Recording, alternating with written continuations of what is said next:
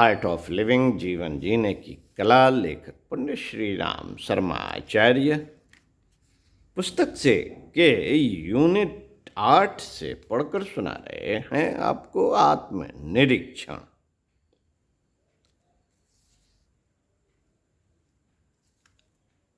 विषय आत्मिक प्रगति के लिए दृढ़ मनोबल के लिए।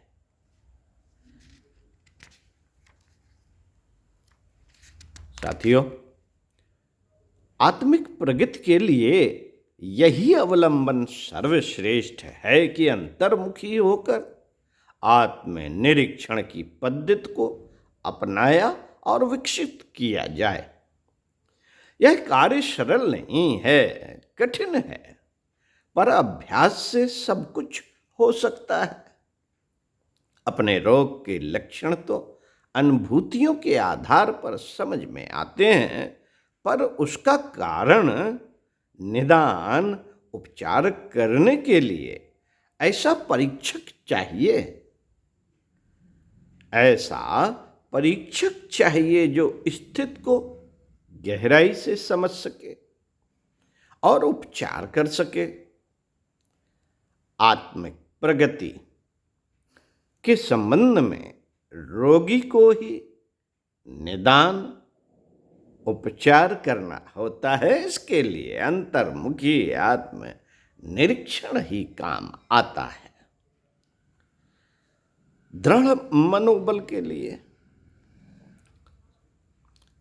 आत्म निरीक्षण का कार्य इस दृष्टि से करें कि गलत अंदाज लगाने से उठने वाली दुर्भावनाएं हमारे स्वास्थ्य को खराब करेंगी।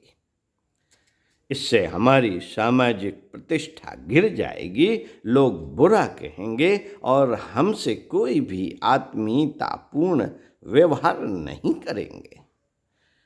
मित्रों, इस प्रकार सोचने से आपको सही बात का समर्थन करने में किंचित हिचक व संकोच नहीं होगा।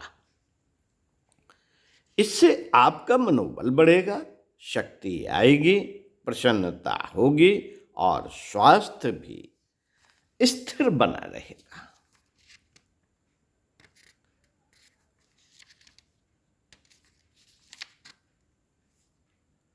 उदात्त दृष्टिकोण के लिए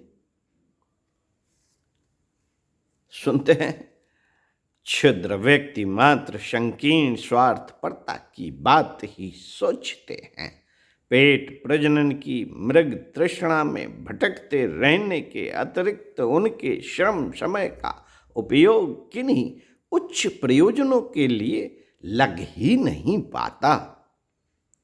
आत्मविकास के संबंध में कहा सुना तो बहुत कुछ जाता है, पर वास्तविकता यह है कि जिसका दृष्टिकोण उदात्त है, जिसे दूसरों का हित भी अपने हित के समान ही महत्वपूर्ण लगता है, वह छोटे परिवार की चिंता में ही निरत न रहकर विशाल मानव परिवार की, विश्व परिवार की बात सोचता है। उसी के संबंध में कहा जा सकता है कि वह दिव्य दृष्टि का अधिकारी बना। विश्व परिवार की अवधारणा वाला व्यक्ति ही संकीर्णता की परिधि से ऊंचा उठकर परमार्थी बन सकता है। जिसने परमार्थ को ही सर्वोच्च स्वार्थ बना लिया, वस्तुतः वही आत्मवादी है। उसी का आत्म विकास हुआ समझा जाना चाहिए।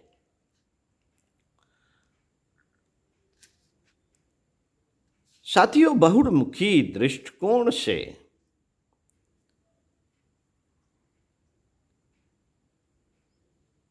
हम प्रकृति के पदार्थ के अनेकानेक पक्षों को जान सकते हैं।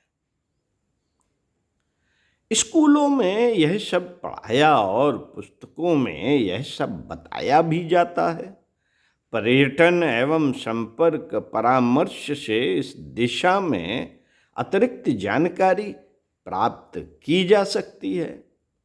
इन दिनों अखबार, रेडियो, टेलीविज़न आदि के सहारे भी सांसारिक गतिविधियों, रीत नीतियों के संबंध में भी बहुत कुछ जाना जा सकता है, किंतु भौतिक मौलिक प्रश्न निजी व्यक्तित्व के परिष्कार का है। व्यक्तित्व परिष्कार के लिए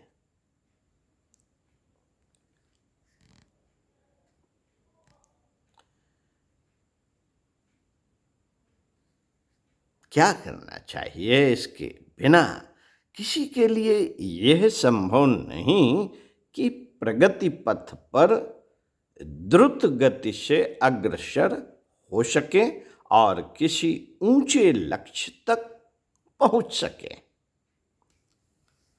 साथियों,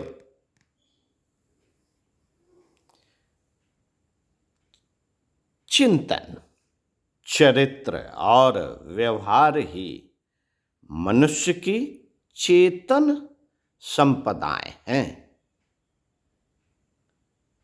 इन्हीं के सहारे किसी के लिए सर्वतोन्मुखी प्रगति की दिशा में अग्रसर बने रहना संभव हो सकता है। ओम शांति। आगे पढ़कर बताएंगे आपको आत्मनिरीक्षण सटीक एवं सर्वाधिक प्रभावशाली। ओम शांति। कुछ पढ़ते रहिए अच्छा, कुछ सुनते रहिए अच्छा, और चिंतन मनन का क्रम जरूर बनाए रखिए।